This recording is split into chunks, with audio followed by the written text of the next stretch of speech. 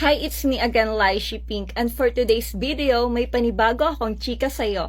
And syempre pa, sasagutin natin ang pinaka-in-demand na tanong sa aking messenger, sa Tik, at iba pang apps na pwede nila akong ma-message. Yon, ang pinaka-tanong sa akin parati ay paano nga ba magkaroon ng maraming followers sa Facebook. And syempre pa, ang parati kong sinasagot, kailangan kung may nag-follow sa'yo, i-follow back mo rin.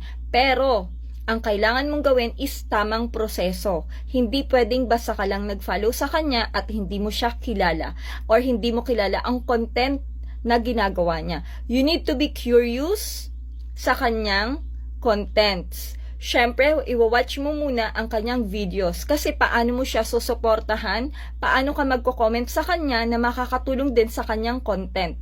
Syempre, hindi lang ikaw o siya ang nakakita ng comment mo. Kasi, syempre makikita din ng ibang nagko-comment doon. At pag nakita na maganda ang kino-comment mo sa kapwa mo, content creator, ifa-follow ka din nila.